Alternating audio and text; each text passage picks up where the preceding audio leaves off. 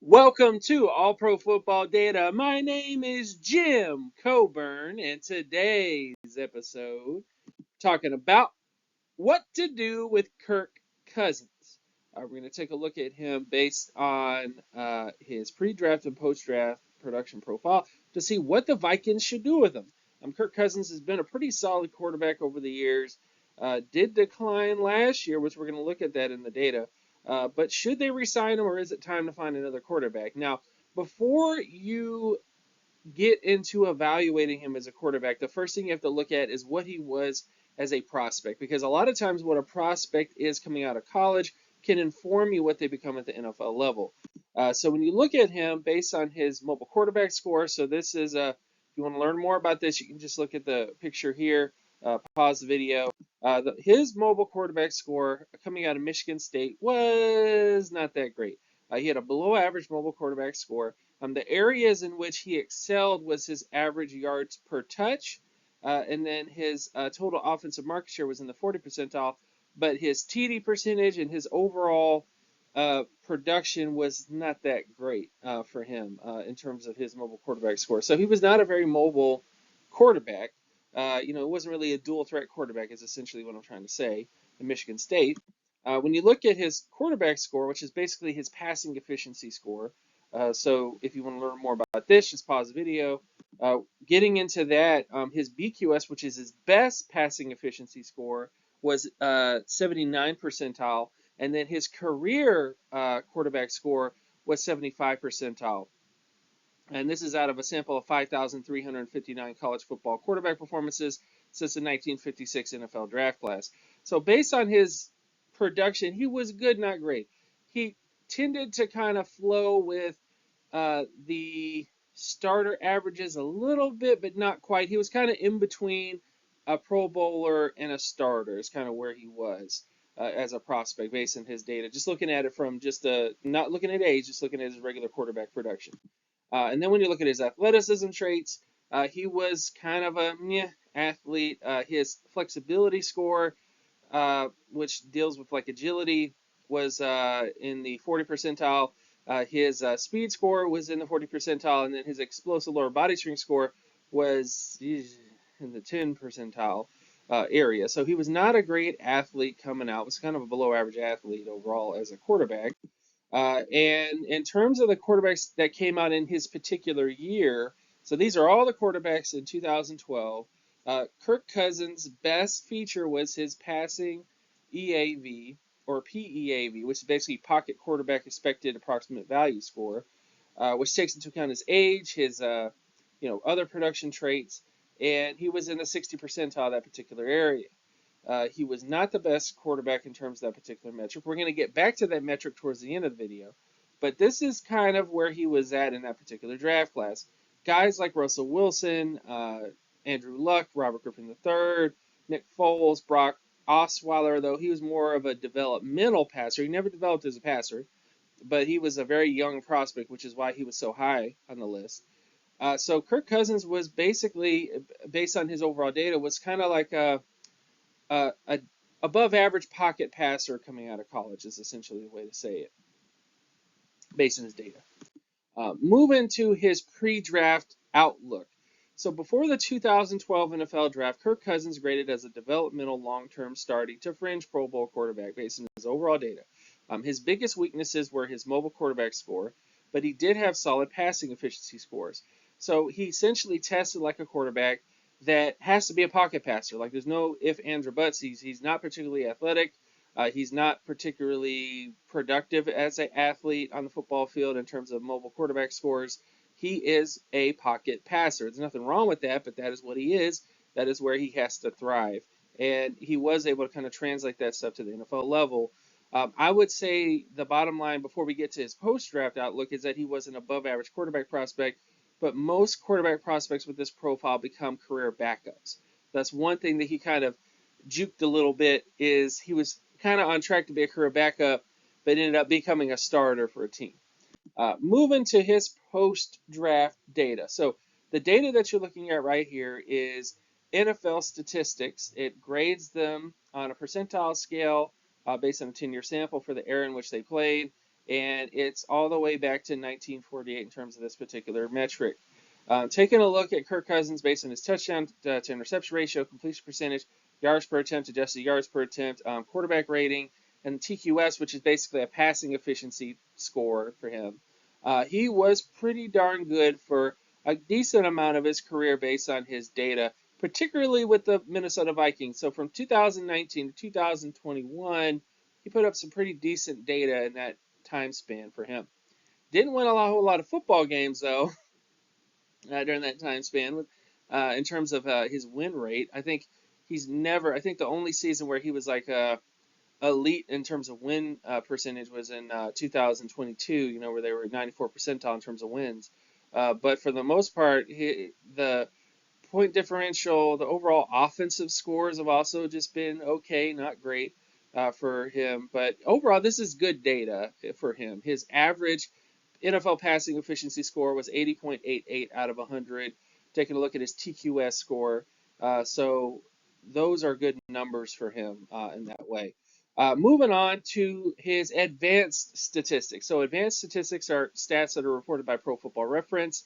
We're looking at the bad throw percentage, which is the bad percentage, on target percentage, which deals with accuracy, you know, how on target were his passes, and batted throw percentage, which is how often his balls were batted at the line of scrimmage or just batted by a defensive player. And when you look at these data points for him, he was pretty decent in terms of his accuracy from 2022 to 2019. Particularly in 2020, he had a 97 percentile on target percentile, so he was fantastic. But obviously, as you can see in 2023, his bad throw percentage increased, his on target percentage increased, and his batted throw percentage has pretty much been the same. But 2023 was not a very good year for him based on his advanced statistics, which of course was the last year. So he could bounce back, but it was kind of a down year for him based on his overall accuracy and his ability to not make bad throws. Looking at his averages, so this is the average bad throw percentage score, average on target percentage score, and average batted throw percentage score. So bad throws, batted throws, and on target throws based on this data here. And he was, in terms of his on target percentage, above average in terms of accuracy for a winning quarterback. His bad throw percentage was pretty much about 3 percentiles less than what the average is at that in that particular metric, which isn't that far off. And his batted throw percentage was 52 percentile compared to 60 percentile, which is about the average for an above average winning quarterback. So basically, above 500 is what that metric kind of looks at. And this is out of 192 NFL quarterback performances since 2019. So Cousins from 2019 to 2023 has been a relatively decently accurate quarterback, especially in terms of on target percentage. Moving on to the last part I want to get to before we get to his overall outlook as a prospect. When you look at the quarterbacks, so these are all the quarterbacks in the time span. So when we go back into the multiverse of quarterbacks, if you will, of over the last ridiculous amount of years. When you look at the quarterbacks who tested similar to him based on his PEAV, which again is his pocket expected approximate value score in the 60 percentile, and also had bad mobile quarterback scores, because again, we're trying to look at a comparison for him that fits with his style as a quarterback. These were the quarterbacks that kind of tested like Kirk Cousins, for example. So guys like Jake Trudeau, Steve Bono, Carson Palmer, Steve Matthews, Scott Zolak, Stan Gilbaugh. Not a lot of Hall of Famers, I should say. So again, Kirk Cousins is, based on what he looked like coming out, looked like a quarterback who could potentially become a starter, could get to like a Carson Palmer or Steve Bono or Jake Trudeau like level where, you know, they're putting in seasons where they might go to the Pro Bowl, or they might put in some pretty good statistical seasons for their team, but not exactly elite. That's the biggest thing about Kirk Cousins. He's never really been an elite quarterback overall based on his overall data. And again, he's a pocket passer. You know, he's not really going to make plays with his legs. He's going to let the playmakers make those plays. The last thing to look at before, again, we get to the outlook. So this is the very last thing. deals with age. Age at quarterback is something I don't think gets discussed enough because, as much as we like to think that quarterbacks just maintain their performance of excellence throughout their 30s and into their 40s, like, say, a Tom Brady, or the fact that we see more of these older quarterbacks excelling at the NFL level, the reality is closer to what most NFL positions look like. So when you look at the data, so on the y-axis it shows the number of 99 to 80 percentile quarterback production outcomes. So these are quarterbacks that scored between the 99 percentile to the 80 percentile in terms of their quarterback production score, in terms of passing efficiency, all those types of things. And then the x-axis deals with the age of the quarterback prospect, which went all the way up to age 44. You want to ask who was 43 and 44 years old? That was Tom Brady. But anyways, looking at this data, you can clearly see that most quarterbacks tend to peak in terms of their quarterback performances between age 27 to 28, and then they usually have a decline, a little bit of a decline, and then when they get to age 32, they have another drop, and then they just kind of fall off a cliff into their late 30s, their mid to late 30s. So despite, and this is out of every single quarterback since the 1948 NFL season. So I understand that things are changing, diets are different, different stuff like that. But this is kind of what happens, guys. NFL quarterbacks, when they get older, tend to kind of degrade in terms of their ability to maintain their passing efficiency. And then if you are elite, again, if you're truly elite, like Warren Moon, Tom Brady, those types of guys, Hall of Fame quarterbacks, you will typically be able to put up really great numbers in your mid to late 30s. Kirk Cousins is not elite, which gets to the post-draft outlook for Kirk Cousins.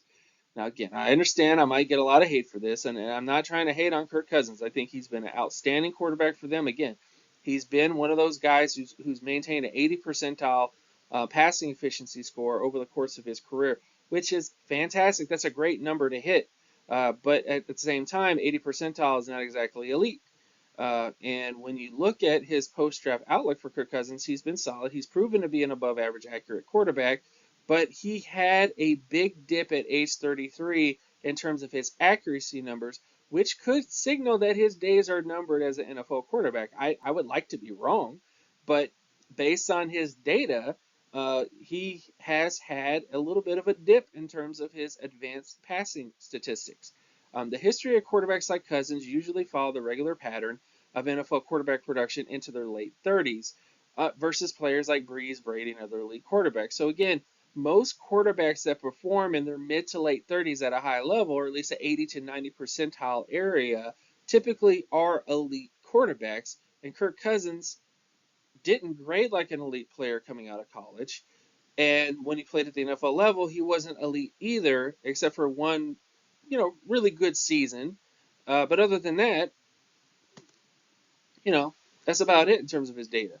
So again, he's not an elite quarterback. He's not a consistently elite quarterback is basically what I'm trying to say.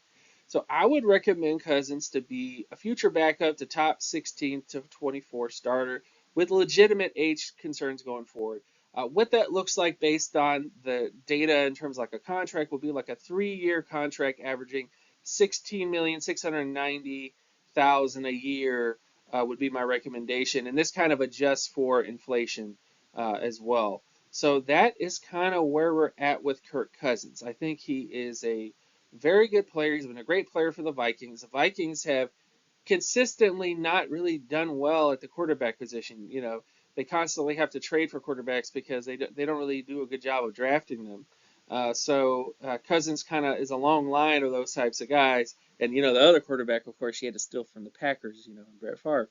But in terms of the Vikings and what they should do, I think, again, if you want to keep them around, I understand, but you do need to draft a quarterback to be in the wings to develop. So I think this quarterback class in particular, guys like J.J. McCarthy, for example, Jaden Daniels, Drake May, there's a lot of different quarterbacks, Bo Nix, that could potentially step in and be that kind of Kirk Cousins like guy. Or even Spencer Rattler, for example, could be an interesting prospect indeed for them, who kind of tested very similar to Kirk Cousins in a lot of ways and has that moxie to him as well. So maybe Spencer Rattler is your next 80 percentile passer for the future for the Vikings. But either way, thank you so much for watching. My name is Jim Coburn. You can check out my other work at Geometrics on Twitter, or X as it's known now. You can also check out my Patreon page, patreon.com/jcoburn, to learn more about the stuff that I do. And thank you guys so much for watching. Peace, everybody.